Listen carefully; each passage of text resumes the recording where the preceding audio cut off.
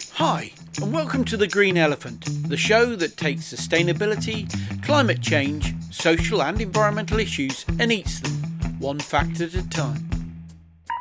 We're all about inspiring sustainable habits, so sit back, relax, have fun, and learn together with your hosts, Russell and Mike. This episode is brought to you by the fact that 1 million plastic bottles are bought every single minute. And the fact that supermarkets in the UK sell 59 billion pieces of single-use plastic every year. And today's show is entitled Supermarkets, Heroes or Villains? Or Filling the Sustainability Basket. Hey Russell. All right, how you doing? I'm good, thanks. I've just been horrified by the facts. I know, 59 billion pieces of plastic. That is every year. I don't know. But even to be honest, why people are buying plastic bottles still, and when you consider a lot of that is water, and we're going to probably see, well, we are going to do a piece on water because water is a huge problem in the world. And there's more facts about that you can shake a stick at. But a lot of people are still buying water in those plastic bottles, which is just. But it's we'll come to this. But it's not just water; it's your cosmetics and your toiletries and your kitchen cleaners and your cooking oils and all sorts of other things. But I guess we've seen a fundamental shift really in the way that we all go shopping, because you go back to my parents or my grandparents, and it would have been completely different. They would have gone to the bakers, they would have gone to the butchers, the grocers, the chemists, the newsagents. But now we go to Tesco and Aldi and Lidl and Sainsbury's and Walmart and Yonghui and people like that. And you know Yonghui are, don't you? I have no idea who Yonghui are. Well, I thought I'd throw that one in there. You're right, never lived in a city, mister. I thought, is he listening or not? And you completely Yonghui, one of the biggest supermarkets in China. There we are. Oh, right, yeah, because I go there all the time. That would be one hell of a commute. I'm just popping out to Yonghui. The most sustainable supermarket that Russell could go to in China. I took a flight to get there. Indeed. But so it's different, and it affects so many aspects of our life. There are so many things that we have to go to the supermarket for. So compare it to all the other things we do in life. Supermarkets have this disproportionately large impact on what we do and how we do it. And to be honest, they're almost a front. They're potentially they could look amazing. You go into some of the Carrefour. You could go into Waitrose. Yep. A great ethics and a very good front, but how do we know they've done the checks further down the line? They could be getting bleached chicken from America. I know they're not. Before I get a lawsuit in, but we take it on trust, absolutely on trust, and do go to Asda because it's cheaper, or go to Lidl because it's seriously cheaper, or whatever, or because we like the chocolates at Aldi. But then you kind of accept stuff, but they are essentially a front for possibly good or bad practice behind. And I think that there's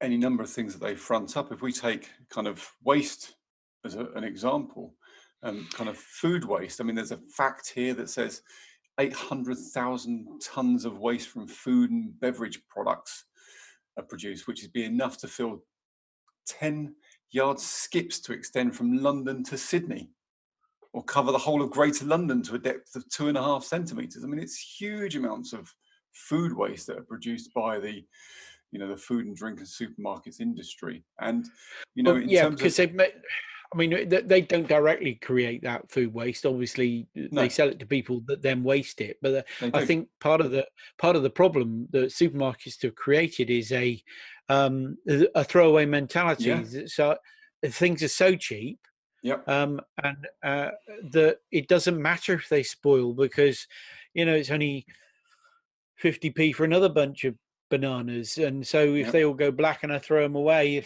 who cares? It's not that expensive. No, and absolutely. And I think the buy one get one free, 2 for 3 whether you need another one or not, it doesn't matter. You're incentivized to buy them, to buy the offer, and those offers are not targeted at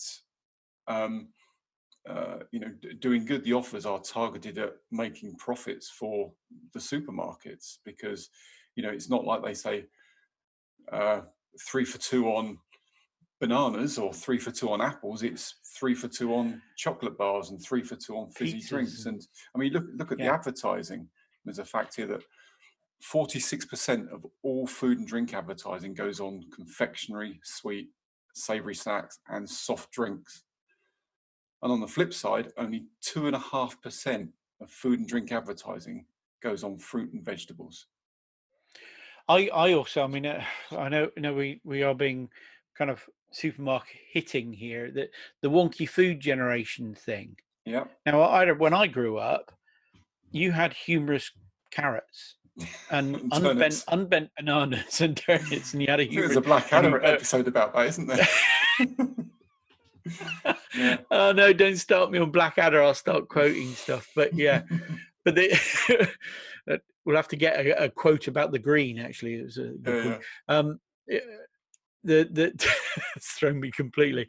It is that that they're advertising those things. I did read something the other day, and I haven't got the actual fact, but if I can find it, that potato crisps, so one of these things that they probably throw half their marketing budget at, are the single most fattening product that people can eat, because people tend to overeat it. It's very and it's absolutely laden. Usually the normal cooked ones are absolutely laden with fat, and so you get that knock-on effect. Not only is it not good for you, it has a plastic wrapper, and it's not necessarily that green, and heavens only knows where they got all the produce from, and yet that's the stuff they're plugging.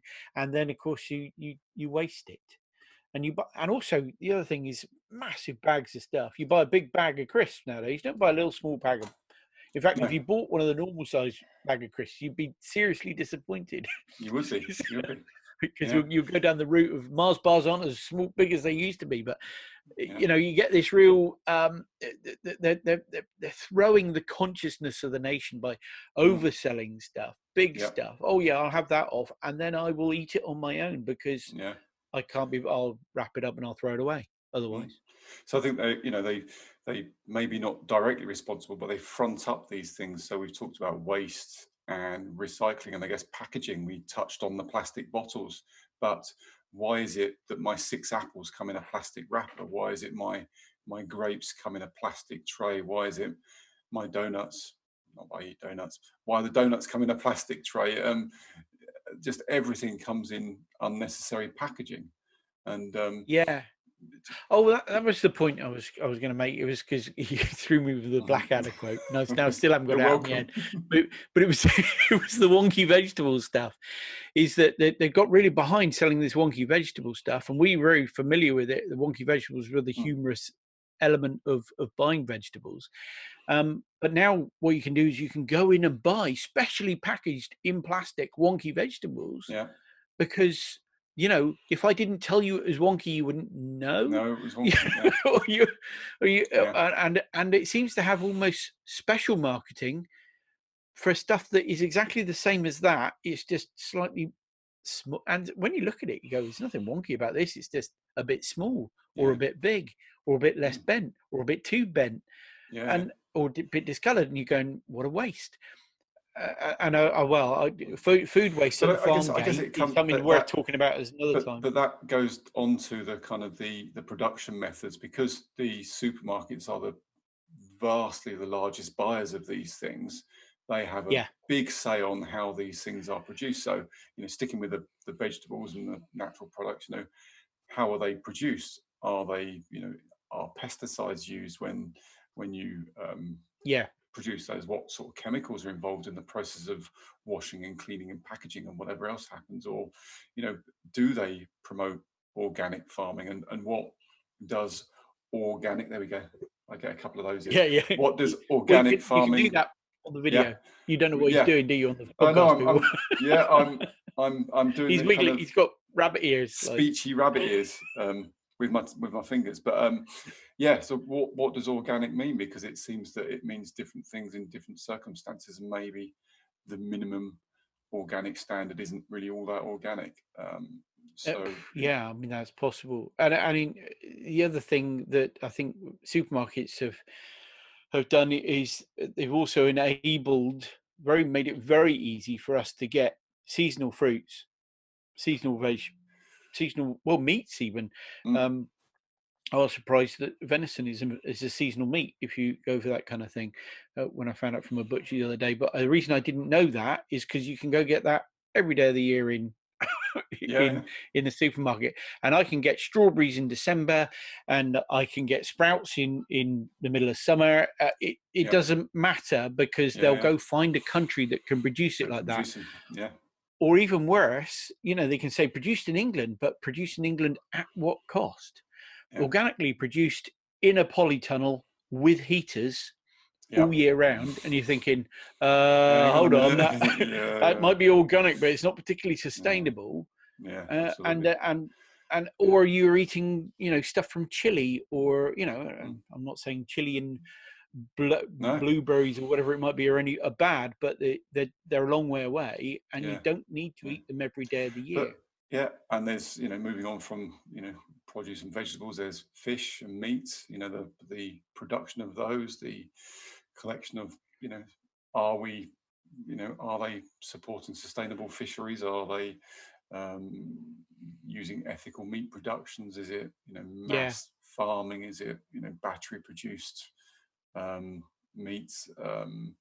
So there's all sorts of other issues that sit in the background. And then moving on from the kind of the animal welfare thing to the welfare of the people, because you're getting these products that are produced in any number of places and countries around the world, and some of those don't have the same standards of working conditions or job conditions or salaries and payments that we have in the UK. And so the buying power of the supermarkets has a lot to say in are these people paid at least a minimum wage? Are they given suitable working conditions? Are they effectively slaves, labour for what they're doing?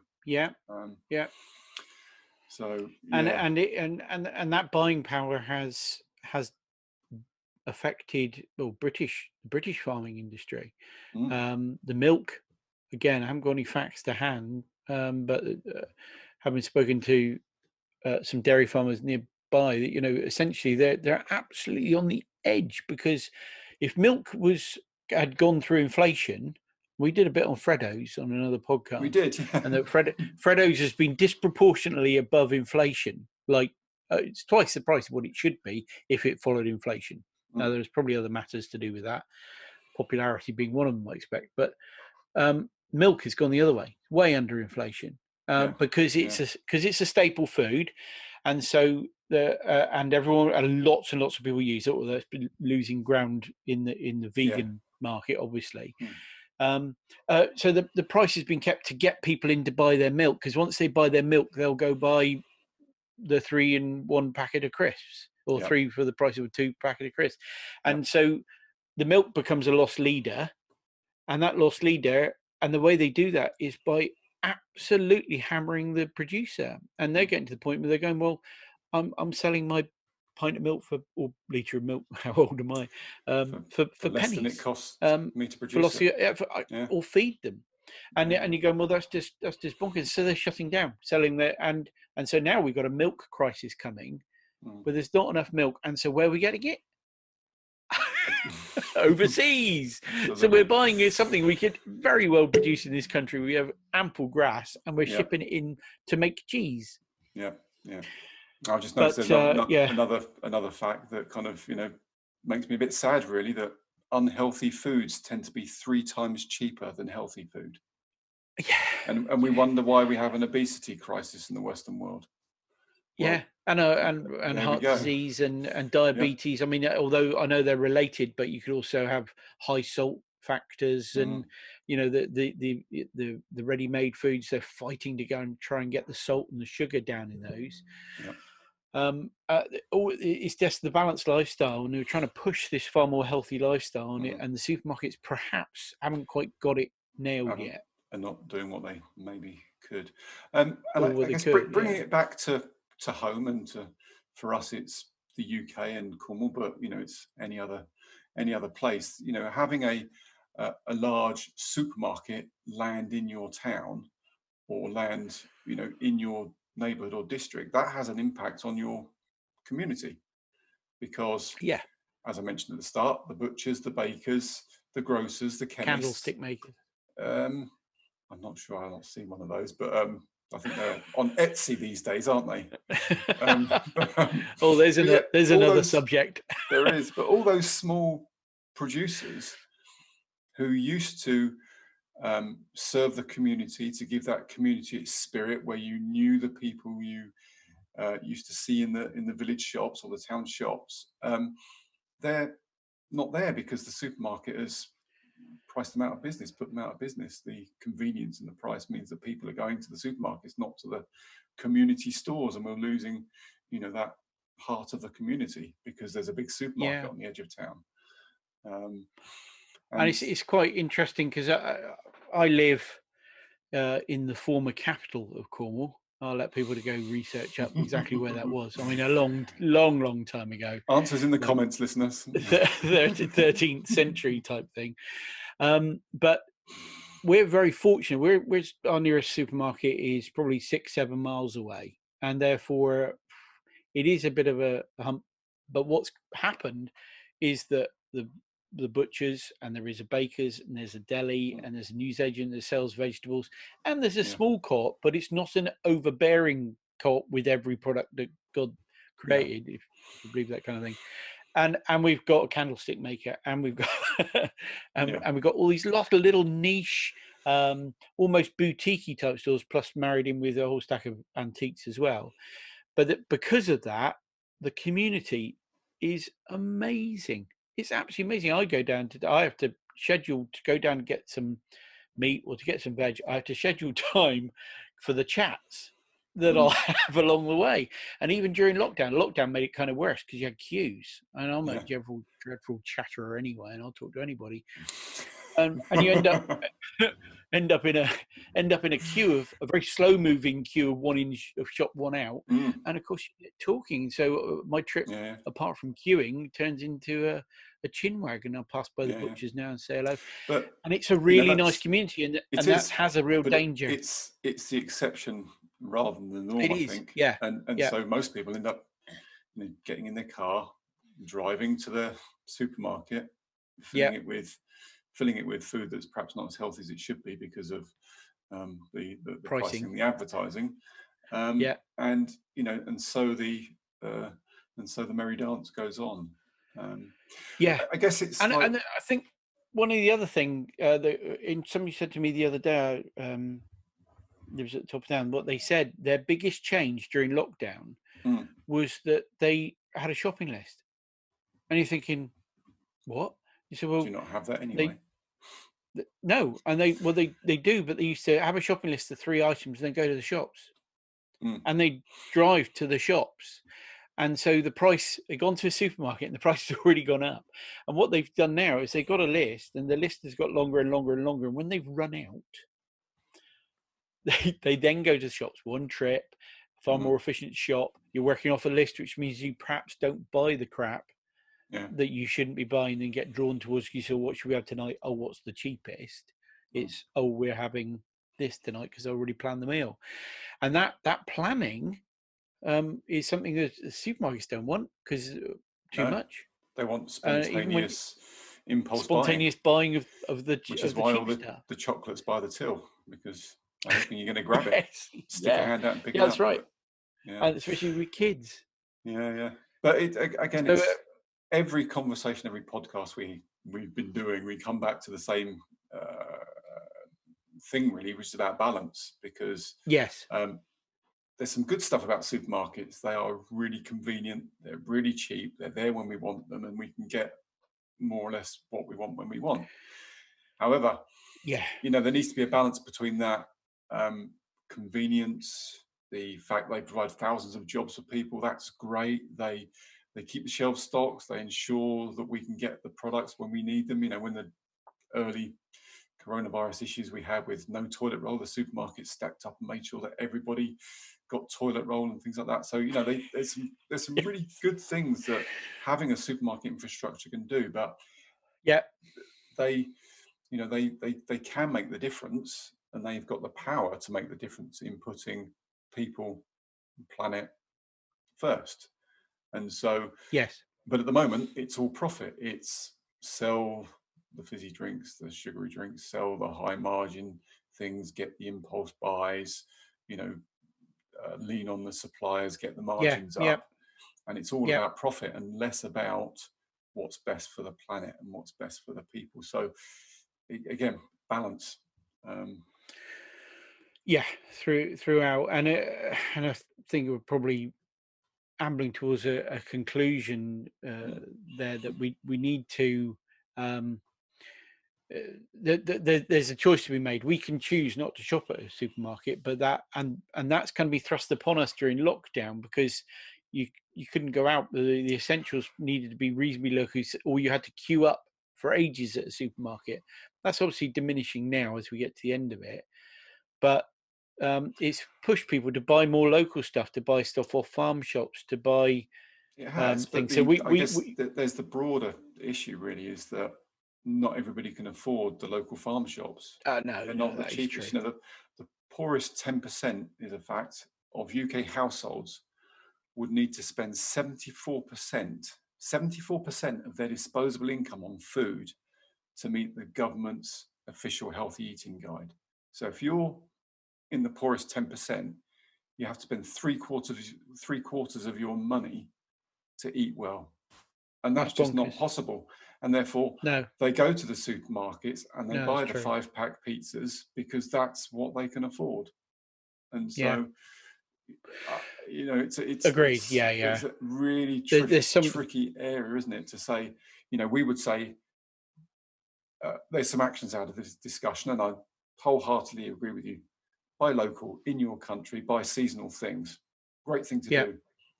But we appreciate that isn't possible for everybody. It's not always possible. Do it if you can. It's about doing the things that you can do. And if you can't afford local seasonal produce from your local shop, do what you can at the supermarket. You know, I think that fits. It's a great example of what the UN call planet prosperity and people. You know, you can work for the planet as much as you like, and you can try and fulfill the needs of the people in your household, and you know, and if they've got dietary needs or hates or likes, but all comes down to, you got to balance that up against your ability to are you prosperous enough to support the other two sides of the triangle? Because if you're not, then something has to give, and it's not going to be the prosperity, because you've got limited resource on that. It's there's a misbalance there to be resolved. So here's 6 quick action points. Everybody listening can do some of these. And if you've got other quick tips and actions, then we'd love to hear your feedback at Green Ellipod on social. Come and find us and come and let us know what you think. But here's our 6 quick actions related to supermarkets. So if you can, buy local and seasonal products. If you can afford it, buy organic. Look for fair trade and sustainability labels. Reuse your bags. That one's been around for a while, but make sure you do it. Buy loose produce instead of pre-packaged. And if you can walk there, then do that, or go to a local. You'll save money on petrol and you'll reduce your emissions. So there's some quick things that everybody can do. You might not be able to. People might not be able to do all of them, and as you say, if there's availability with regards to shops, we live very rural, so the chance of being able to walk to the shop in Cornwall is unlikely. I can. You can reuse your bags, but you can reuse buy your loose bags. You can buy loose. Yeah, absolutely. So do and a lot of supermarkets are now getting that and saying prepackaged prepackaged stuff. We will have whole aisles where you can go pick your own stuff and it'll be weighed at it's going back 20 years, but it's the right thing to do. So I think we've discussed a lot of negative stuff about supermarkets, but it's not all bad. They have the power to make the difference, and they are trying to get better. There are messages and initiatives coming out of the supermarket that, on the face of it, looks like they're getting better, but it comes back to, do you know what's happening down the line, and which facts they present are based on reality? So, we keep using them. Let's hope they continue to get better. But it is a sector where, it is an example of profit before people and planet. But we can they do a lot of good work for charity, but many of them do like many organisations try and do a little bit for the community, a little bit for charity. Our local Asda does, for example, does things for different charities, as does Co-op very, very much so. But it's perhaps there's a little bit further to go. Yeah, I think so. Great. And I think the final point there is that it is we have the ability to make the choice. We can make choices, we can make changes, which might not be money restricted, but some changes could be very simple and possibly even save you money. I think we can all do a little bit without really affecting our lifestyle, and that's what I think we'd ask all the listeners to do. But they might have a different opinion. They might have a different opinion, we are on many social platforms under Green Ellie Pod. We'll remind that one. There is a website called the Green Elephant Show where you can see all the facts that we spout, because sometimes it's not quick enough to write them down, and usually a pretty picture with them, so you can go. And always looking for more facts. So let us know if you've got any other interesting ones, especially if they're proven. Absolutely, we need sources. Yeah, please don't make up your own. Make them up. We've got a podcast on that one, so we have, episode 2. But great. Okay, Russell, great to talk to you, and we'll catch up again. I'm sure. Bye. Thanks for listening to this edition of Green Elephant. It's been a pleasure to have your company. If you've got thoughts or comments on anything you've heard on the show, please drop us a line using studio@greenelephant.show. We love hearing your views and ideas. In the meantime, let's carry on the conversation. We're on Instagram, Facebook, LinkedIn, YouTube and Twitter as Green Ellie Pod. Come back soon.